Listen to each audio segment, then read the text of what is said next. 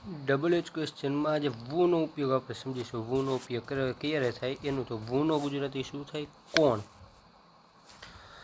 વુનો ઉપયોગ ક્યારે થાય? તો જ્યારે વ્યક્તિનું નામ અથવા ક્રિયા કોણ કરે છે એ જાણવા માટે. જે કર્તાની જગ્યાએ આવે છે, એટલે કે ક્રિયાનો જે કરનાર હોય એને શું કહેવામાં આવે છે? કર્તા. તો કર્તાની જગ્યાએ શું ઉપયોગ કરવામાં આવે છે? વુનો ઉપયોગ કરવામાં આવે છે. Mister Pandya teaches English. Mister Pandya અંગ્રેજી શીખવે છે.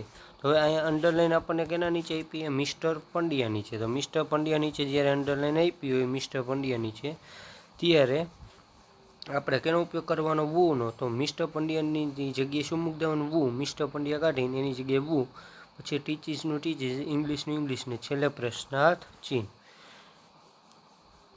એના પછી બીજું ઉદાહરણ જોઈએ તો Rakesh will go to Rajkot. Rakesh ક્યાં જશે? રાજકોટ જશે. તો રાકેશ નીચે જ્યારે અંડરલાઈન આપેલી હોય તે ક્રિયાનો કરનાર છે. રાજકોટ કોણ જશે? તો રાકેશ. તો રાકેશ ક્રિયાનો કરનાર થયો, તો એની જગ્યાએ આપણે શું મૂકવાનું? વુ. તો વુ વડે આપણે જ્યારે પ્રશ્ન પૂછીએ ત્યારે જે કરતા હોય એ શું થાય? નીકળી જાય. તો who will go to Rajkot. છેલ્લે પ્રશ્નાર્થ ચિહ્ન.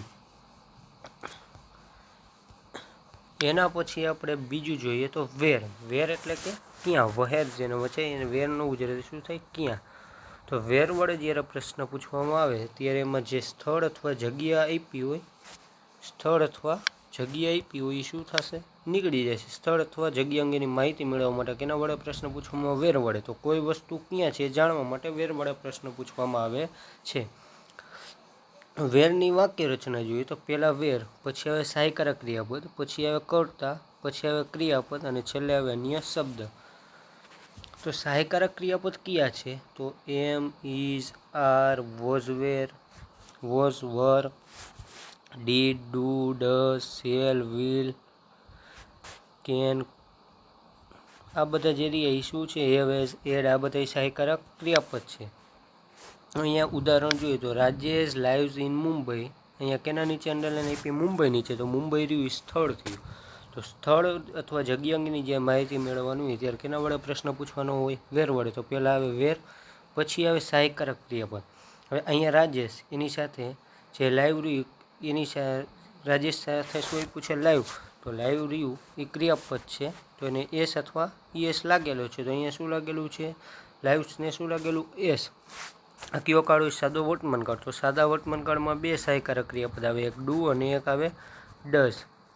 હવે જ્યારે તમને એક વચન આપેલું હોય ત્યારે સહાયકારક ક્રિયાપદ કયું વપરાય? ડઝ. તો વેર, પછી આવે સહાયકારક ક્રિયાપદ ડઝ, પછી આવે કર્તા. તો કર્તા કોણ આપેલું? રાજેશ. પછી આવે ક્રિયાપદ.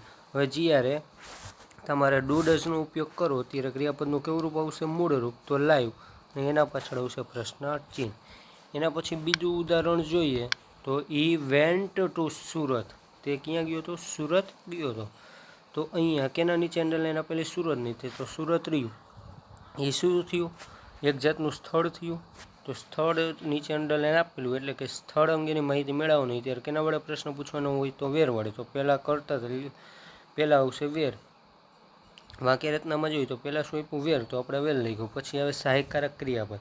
સહાયકારક ક્રિયાપદ અહીંયા વેન્ટ આપેલું હોય એટલે કે ગોનું ભૂતકાળનું રૂપ આપેલું હોય વેન્ટ.